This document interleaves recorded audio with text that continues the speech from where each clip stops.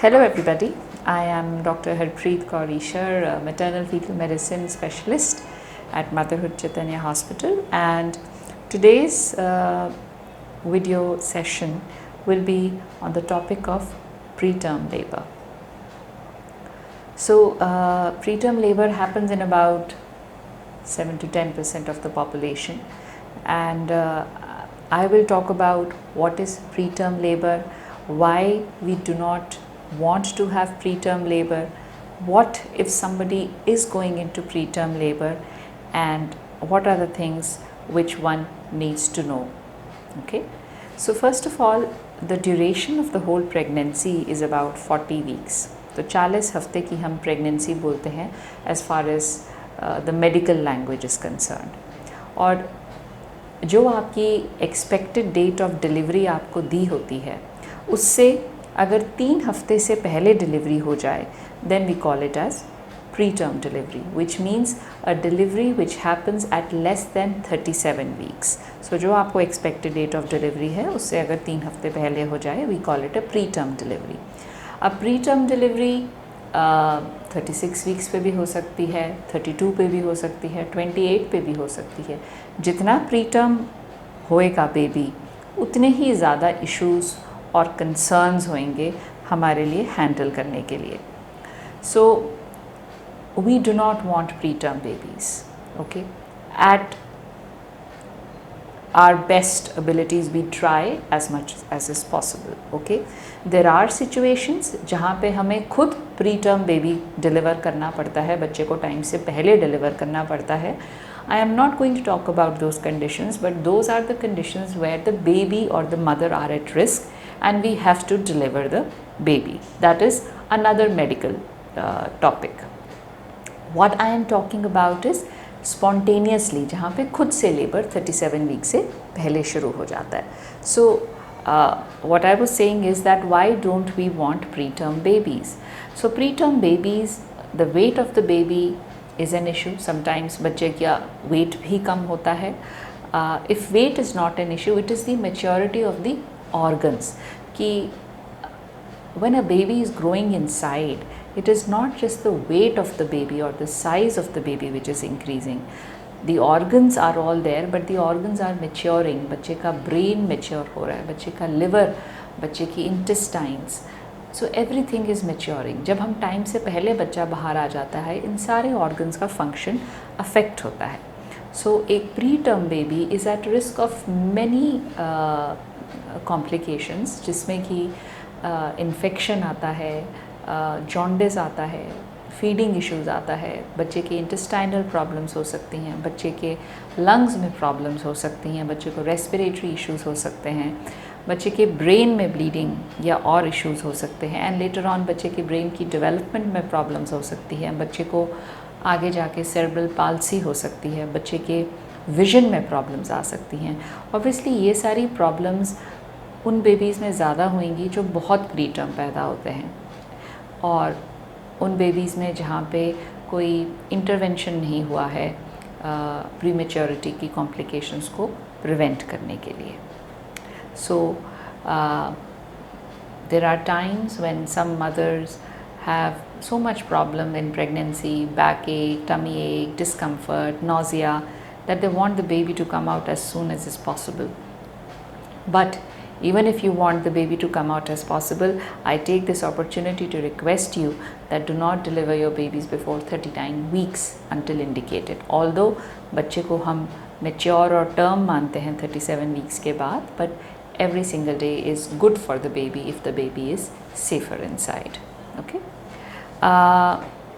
Now the third topic, the third issue that I want to address, and that might be a question in some of the with some of the or people in the audience, is that why does preterm labor happen?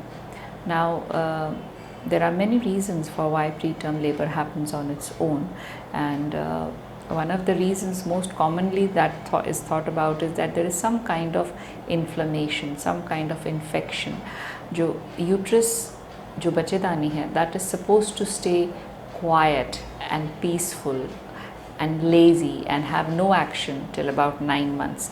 पर अगर यही बच्चेदानी जो है, जो uterus अगर यही active हो जाए और कंट्रैक्ट करना शुरू हो जाए और लेबर पेन्स आना शुरू हो जाएं, तो इसमें काफ़ी कॉमनली एक रीज़न माना जाता है कि कहीं ना कहीं कोई इन्फेक्शन, इन्फ्लेमेशन है बॉडी में, चाहे वह बच्चेदानी में है, बच्चेदानी के मुंह में है, या इवन पूरे बॉडी में अगर कहीं कोई इन्फेक्शन का फोकस है तो ये यूट्रस को इरिटेट कर सकता है।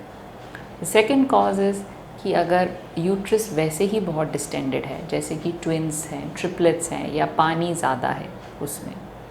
द थर्ड कॉज इज़ कि अगर बच्चेदानी के मुंह की लंबाई जो है वो शॉर्ट है, या बच्चेदानी का मुंह की लंबाई जो है वो, बच्चेदानी का मुंह जो है वो खुल रहा है। अनदर रीज़न इज़ कि अगर पेशेंट को टाइम से पहले पानी छूट गया है। And another reason which has been quoted is stress.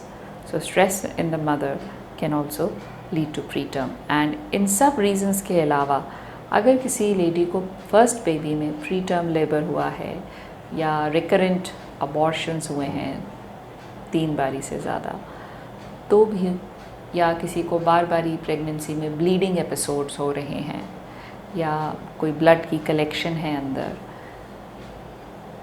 इन सारे कंडीशंस में जो है टाइम से पहले लेबर होने का रिस्क रहता है। So that brings me to the next question, that can we prevent preterm labor?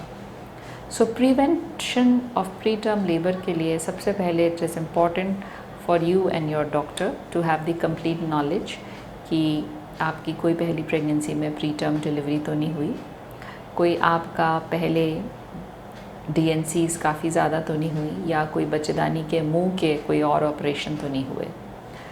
Number 2, जब हम अल्ट्रासाउंड करते हैं, हम अल्ट्रासाउंड पे बच्चेदानी की मुंह की लंबाई देखते हैं। बच्चेदानी की मुंह की लंबाई is called the cervical length. ये ऊपर ट्रांसएब्डोमिनल अल्ट्रासाउंड से भी देखी जा सकती है, या इंटरनल ट्रांसवेजाइनल स्कैन से भी देखी जा सकती है। इनफैक्ट ट्रांसवेजाइनल स्कैन से हमारी बेटर असेसमेंट होती है of the length of the cervix. And when we measure the length of the cervix, which is specially done जब आपका लेवल 2 स्कैन होता है, और उस टाइम पे जब हम लेंथ ऑफ द सर्विक्स देखते हैं, हमारा एक कट ऑफ है जिसको हम 25 मिलीमीटर्स या 2.5 सेंटीमीटर्स मानते हैं। तो 2.5 सेंटीमीटर से अगर सर्वाइकल लेंथ हमारी कम है, then we have certain options that which we can give you to decrease your risk of preterm labor.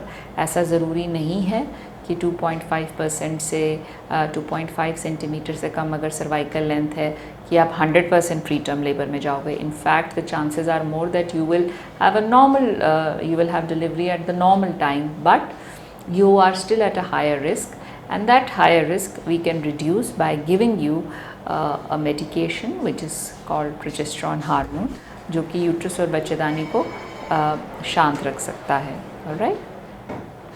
Jin patients में कोई previous history of preterm miscarriage, preterm delivery है, उन पेशेंट्स में we can also offer them additionally cervical cerclage, which is suture on the cervix. So बच्चेदानी के मुंह पर एक थ्रेड बांध दिया जाता है, इंटरनली एक टांका बांध दिया जाता है, और ताकि बच्चेदानी का मुंह जो है वो और ना खुले और वो प्रेगनेंसी को होल्ड करके रखे पूरे टाइम तक। ये सारे जो प्रोसीजर्स हैं, they do not have 100% success rate, but they do help to a major extent. The third issue is कि अगर कैसे आपको पता लगेगा कि आपको प्रीटर्म लेबर हो रहा है। So if you get period like pain जो बैक से आगे की तरफ आ रहा है सॉरी एक्सक्यूज़ मी, या आपको पेनफुल कंट्रैक्शंस फील हो रही हैं, you are able to feel your tummy getting hard and soft again, hard and soft again, और आपको लग रहा है कि duration of the hardness is increasing every time, और ये फ्रीक्वेंसी बढ़ रही है, बार बार ही मेरे को ऐसी फीलिंग हो रही है और जल्दी जल्दी ऐसी फीलिंग हो रही है, पेशेंट को अगर एक्सेसिव डिस्चार्ज हो रहा है vaginally, some discharge is always normal in pregnancy, but अगर बहुत ज़्यादा डिस्चार्ज हो रहा है, a feeling of pressure low down, ठीक है, ये सारे साइंस हैं that you might be going into preterm labour, and then you should go to your doctor, and when your doctor examines you, your doctor will examine you from the top. He or she will feel your tummy, then they will do an internal examination, and then they will even do an ultrasound to confirm कि बच्चेदानी की मुँह की लंबाई क्या है. If it is confirmed that you are going into preterm labor, there are two conditions, that there is a chance that you will go into preterm labor, or that you are in preterm labor. If there is a chance that you are going into preterm labor, do not worry. Most of the times, 50% of the times, this will settle down. But if you are already in preterm labor, then, or there is a huge chance that your preterm labor cannot be stopped, then we have to take certain actions. First of all, हम preterm labor को तभी रोकते हैं अगर वो 34 week से पहले हो रहा हो. 34 वीक्स के बाद हम preterm labor को नहीं रोकते, बिकॉज उसमें रिस्क ज़्यादा हो सकते हैं. सेकेंडली 26 वीक से पहले या 24 वीक से पहले किसी को अगर प्री टर्म लेबर हो रहा हो, it's again little difficult. Preterm labour अगर किसी को एस्टैब्लिश हो गया है, we have certain drugs which we can give to stop the uterine contractions, और ये मेडिकेशंस हम यूजुअली 48 आवर्स तक देते हैं. क्यों? वो इसलिए बिकॉज अगर हमें लगता है कि इस पेशेंट में प्रीटर्म लेबर होने का हाई चांस है, we want to have those 48 hours to give you steroids. Steroid injections दिए जाते हैं मदर को, जिससे कि बच्चे की लंग्स जो हैं उनकी मैच्योरिटी जल्दी हो, और इस बच्चे को रेस्पिरेटरी इश्यूज़ कम हो जब ये बच्चा बॉर्न होगा. ये steroid injection have to be given a period of over 2 days, and we need 48 to 72 hours for the maximum benefit for us to complete the course and for us to be prepared in case you deliver. Also, in case you are delivering preterm, we also give you another injection, magnesium का injection दिया जाता है, जो बच्चे के brain को protect करता है. So, आज की डेट में हमारे पास कुछ मेडिसिन्स हैं जो कंट्रैक्शंस को रोकती हैं. हमारे पास 2 ऐसी मेडिकेशंस हैं, स्टेरॉइड्स और मैग्नीशियम, जो कि बच्चे में प्री मेच्योरिटी की कॉम्प्लिकेशंस कुछ हद तक प्रिवेंट करती हैं, सिग्निफिकेंट हद तक कुछ कॉम्प्लिकेशंस को प्रिवेंट करती हैं, and they can all help us to improve the outcome in a preterm baby. So it is important that you are in good hands, that अगर आपकी प्रीवियस हिस्ट्री है preterm की, that your cervical length assessment is done, that you are followed up regularly, that you go to your doctor if you have any symptoms, and if you are going to deliver prematurely, that you are in a good center जहाँ पे good nursery और NICU facilities हैं where the baby can be taken care of. In the current era, जब हमारे पास इतनी technology है, और in the hospital where we have level 3 nurseries, we are able to take care of very preterm babies as well. So you should be in a good place, which is very important. But at the same time, as obstetricians, as maternal fetal medicine specialists, we do want that none of you have a baby preterm spontaneously, or even for any other complication where we may have to deliver it preterm. So I hope this brief video gives you some information and is helpful to some extent. So all the very best. Thank you.